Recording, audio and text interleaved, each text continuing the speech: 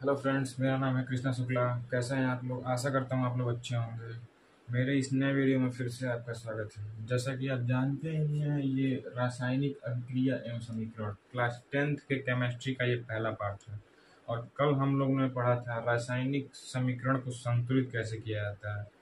मैंने आप लोग को एक शॉर्ट ट्रिक दिया था जिसकी मदद से आप लोग कितने भी बड़ा से बड़ा रासायनिक समीकरण को संतुलित कर सकते हैं, चाहे कितना भी बड़ा हो। आज हम लोग का जो टॉपिक रहने वाला है वो है रासायनिक अभिक्रिया के प्रकार। रासायनिक अभिक्रिया कितने प्रकार की होती है, एक एक करके विस्तार से हम अच्छे से अध्ययन करेंगे।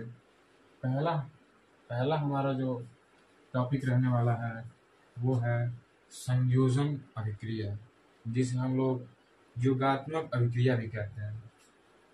पहला है संयोजन अभिक्रिया। संयोजन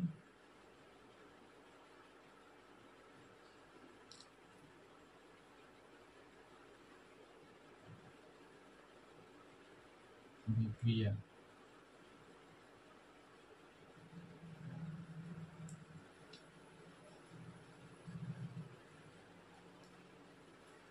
संयोजन अभिक्रिया, इसकी परिभाषा क्या होती है?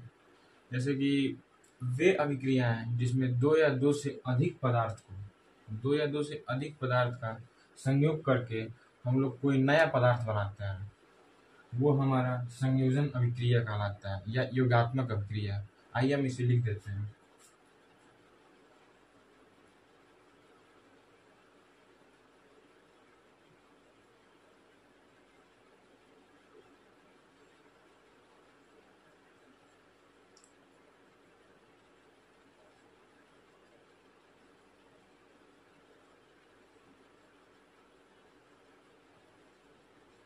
दो या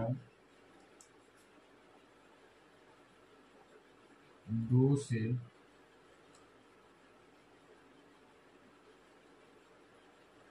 अधिक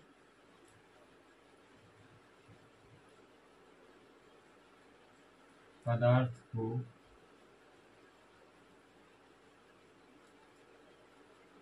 मिलाकर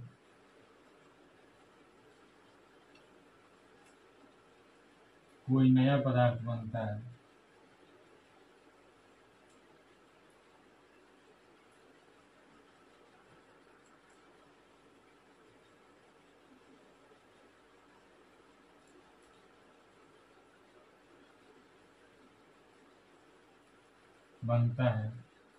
संयोजन अभिक्रिया कहलाता है।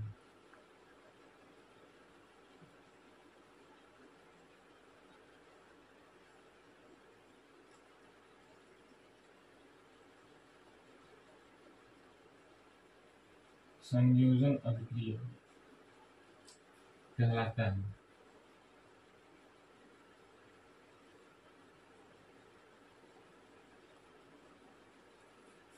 वे अभिक्रिया जिसमें दो या दो से अधिक पदार्थ को मिलाकर हम कोई नया पदार्थ बनाते हैं, संयोजन अभिक्रिया कहलाता है। एग्जाम्पल की मदद से हम इसको अच्छे से समझेंगे। एग्जाम्पल जो है वो है S+O2 SO2।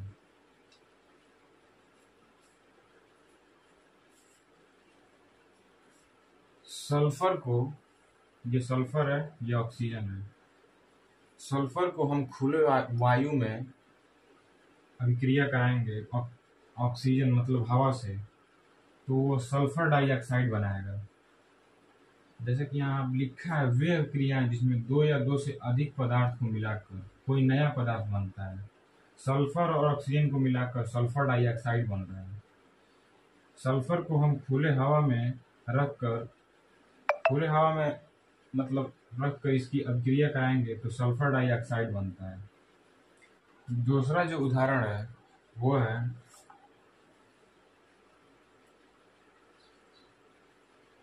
CaOH का whole twice plus CO2।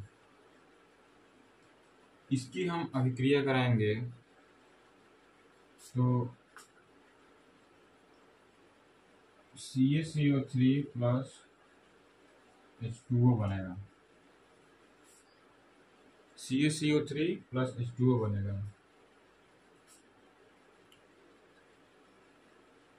Calcium hydroxide, calcium hydroxide की हम CO2 से अभिक्रिया कराएंगे तो कैल्शियम कार्बोनेट प्लस जल बनेगा। ये हमारा कैल्शियम कार्बोनेट है, जिसे संगमरमर भी कहते हैं, इसे संगमरमर भी कहते हैं, संगमरमर। CaCO3 कैल्शियम कार्बोनेट, CaOH का होल ट्वाइस प्लस CO2 से हमको क्या प्राप्त हुआ? CaCO3 plus H2O। आशा करता हूँ पहला टॉपिक आप लोग को समझ में आया होगा। दूसरा टॉपिक है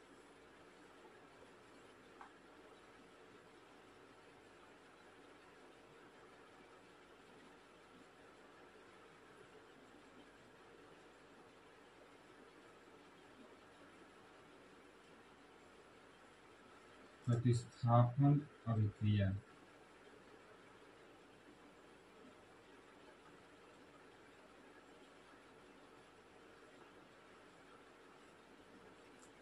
प्रतिस्थापन अभिक्रिया वे अभिक्रियाएं, प्रतिस्थापन अभिक्रिया, ध्यान दीजिएगा, वे अभिक्रियाएं जिसमें किसी परमाणु या परमाणु के समूह के स्थान पे, परमाणु या परमाणु के समूह के स्थान पे कोई दूसरा परमाणु या परमाणु का समूह आ जाता है, उसे हम प्रतिस्थापन अभिक्रिया कहते हैं।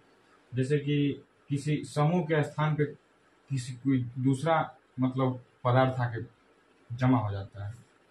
ये इसकी हम परिभाषा लिख देते हैं।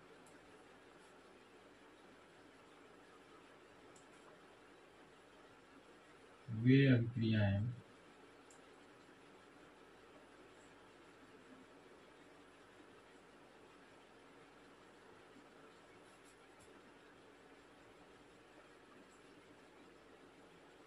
जिनमें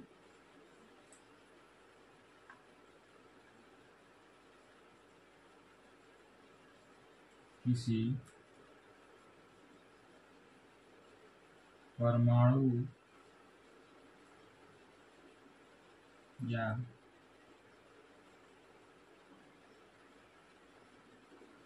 परमाणुओं के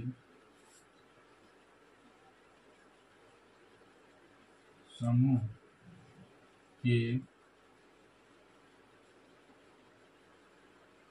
स्थान पर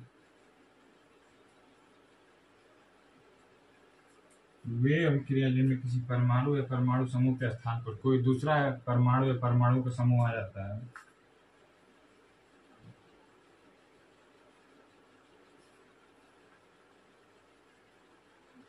दूसरा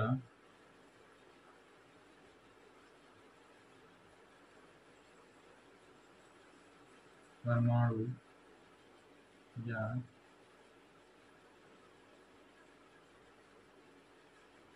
परमाणु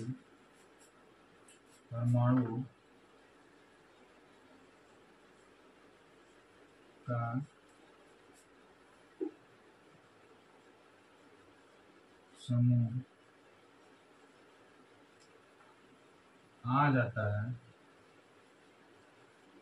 उसे हम प्रतिस्थापन अभिक्रिया कहते हैं। उसे हम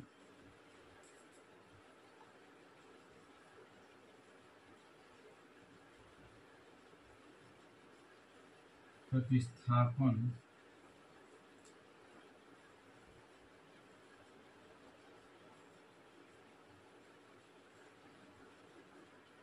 अभिक्रिया, प्रतिस्थापन अभिक्रिया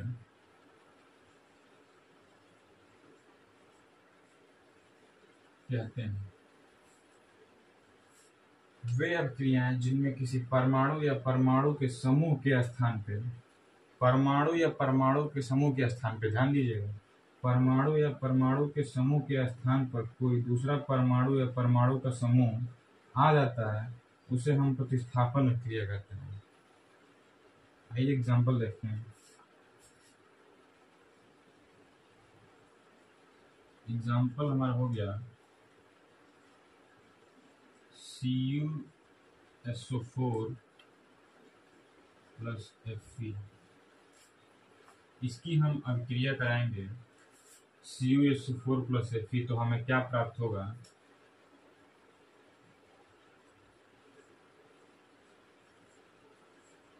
FeSO4 प्लस Cu। जैसा कि आप देख सकते हैं, ये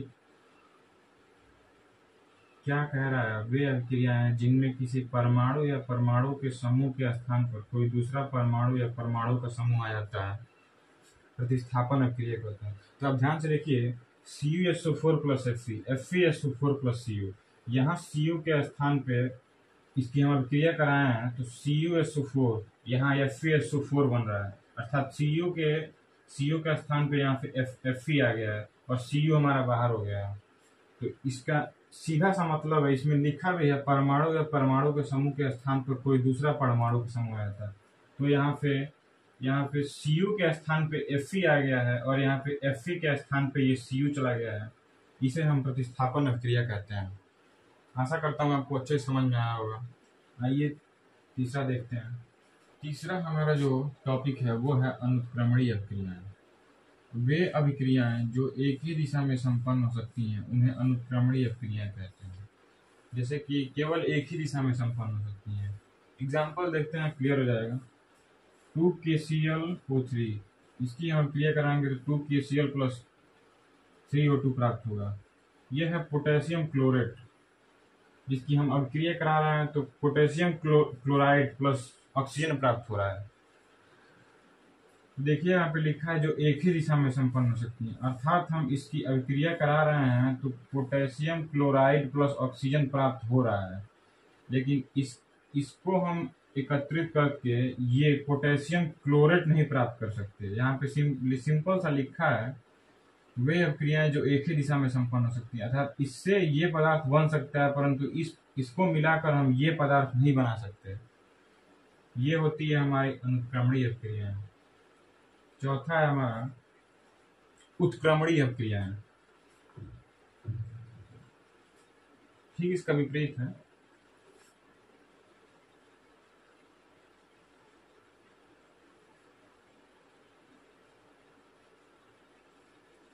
उत्क्रमणीय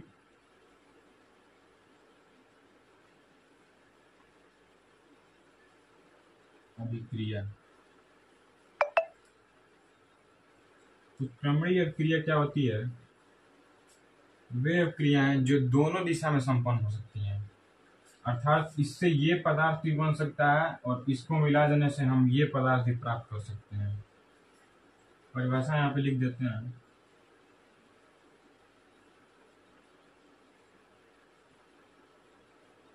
वे अभिक्रिया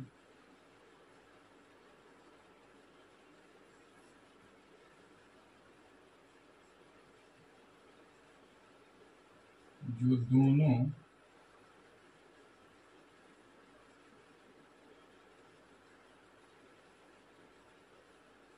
दिशाओं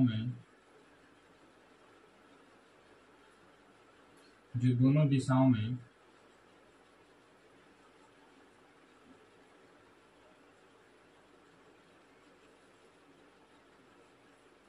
संपन्न हो सकती हैं,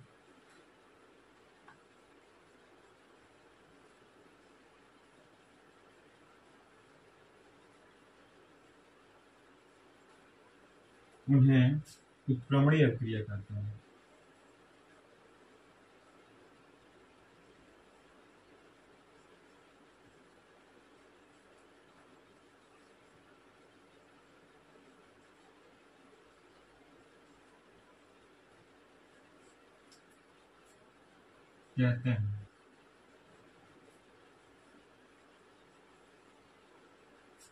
वे अभिक्रियाएं जो दोनों दिशा में संपन्न हो सकती हैं उन्हें उत्क्रमणीय अभिक्रियाएं कहते हैं। आइए एग्जाम्पल देखते हैं, एग्जाम्पल से क्लियर हो जाएगा।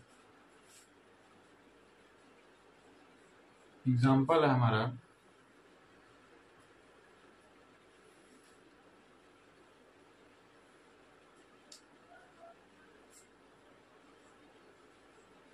CaCO3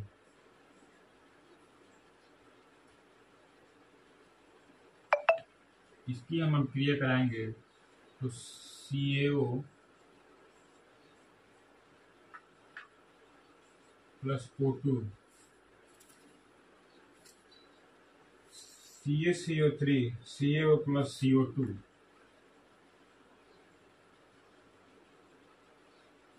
Ca2 मिलेगा। क्या कह रहा है, वे अभिक्रियाएं जो दोनों दिशाओं में संपन्न हो सकती हैं उन्हें उत्क्रमणीय अभिक्रिया कहते हैं। अर्थात हम CaCO3 से Ca प्लस CO2 प्राप्त हो रहा है ना, तो CaO प्लस CO2 से हम CaCO3 भी प्राप्त कर सकते हैं। ये होता है हमारा उत्क्रमणीय अभिक्रिया है। आशा करता हूँ ये तीनों टॉपिक जो है आप लोग को अच्छे समझ में आया होगा। फिर मिलते हैं अगले वीडियो में, तब तक के लिए बाय, जय हिंद।